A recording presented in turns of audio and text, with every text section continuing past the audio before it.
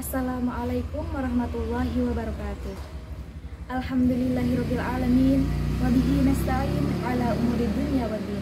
Wassalatu wassalamu ala asyrafil anbiya wal mursalin sayyidina wa maulana Muhammadin wa ala alihi wa sahbihi ajma'in. Amma ba'd. Hai anak-anak, bagaimana kabar kalian hari ini? Semoga kalian sehat selalu dan selalu dalam lindungan Allah Subhanahu wa taala. Pada sore hari ini, Ibu akan memberikan sedikit penjelasan mengenai amalan-amalan sunnah di bulan suci Ramadan. Amalan sunnah saat Ramadan menjadi ladang pahala tersendiri bagi umat Islam yang menjalankannya dengan sungguh-sungguh dan dengan penuh keikhlasan. Sebab saat memasuki bulan suci Ramadan, segala amal ibadah yang dilakukan dengan sepenuh hati dan dengan penuh keikhlasan akan mendapat pahala yang berlipat ganda. Bukan hanya mendapatkan pahala yang banyak, menjalankan amalan sunnah pun juga dapat meningkatkan keimanan kita kepada Allah Subhanahu wa taala. Berbagai amalan tersebut merupakan sunnah yang seringkali dianjurkan oleh Rasulullah SAW untuk kita kerjakan. Nah, amalan yang ditunaikan oleh Rasulullah tersebut sudah sepantasnya untuk kita teladani sebagai umat Islam, kita laksanakan di saat bulan suci Ramadan saat ini. Lantas, apa saja amalan sunnah saat bulan suci Ramadan yang dikerjakan oleh umat Islam selain berpuasa wajib? Nah, berikut merupakan penjelasannya.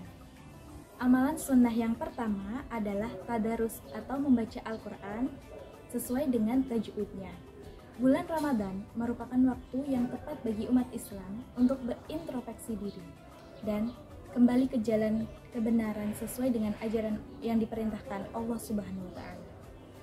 Bulan Ramadan pun disebut memiliki kaitan erat dengan Al-Quran dan Malaikat Jibril karena di salah satu malam bulan Ramadan merupakan malam turunnya Al-Quran yang disebut dengan malam nuzulul Quran yang bertepatan pada tanggal 17 Ramadan. Hal ini sebagaimana cerita dari Ibnu Abbas radhiyallahu anhu. Malaikat Jibril menemui Rasulullah pada tiap-tiap malam bulan suci Ramadan dan Malaikat Jibril bersama dengan Rasulullah membaca Al-Quran. Hadis riwayat Bukhari. Amalan sunnah yang kedua yaitu makan sahur. Sebagian orang menganggap makan sahur sebelum menjalankan ibadah puasa bukanlah sesuatu yang wajib. Padahal Rasulullah SAW bersabda, makan sahur menjelang terbitnya sang fajar merupakan suatu amalan yang mendapatkan pahala dan mendapatkan doa dari para malaikat. Sebagaimana dalam hadis Rasulullah, yaitu sebagai berikut. Makan sahur adalah berkah, maka janganlah kalian meninggalkannya, walaupun dengan hanya meminum seteguk air. Karena Allah dan para malaikat mendoakan orang-orang yang makan sahur. Hadis riwayat Ahmad. Nah, yang ketiga adalah bersedekah. Amalan sunnah saat bulan suci Ramadan yang mendatangkan ladang pahala adalah bersedekah. Nabi SAW telah mencontohkan perilaku yang sangat mulia, yaitu kedermawanan beliau. Kebaikan beliau untuk bersedekah disebut semakin meningkat di saat bulan suci Ramadan, hingga diibaratkan layaknya angin yang berhembus. Nah, sedekah ini tidak hanya dengan harta, akan tetapi sedekah bisa kita lakukan dengan berbagai cara, seperti kita membantu orang yang kesulitan, itu termasuk dalam perilaku sedekah.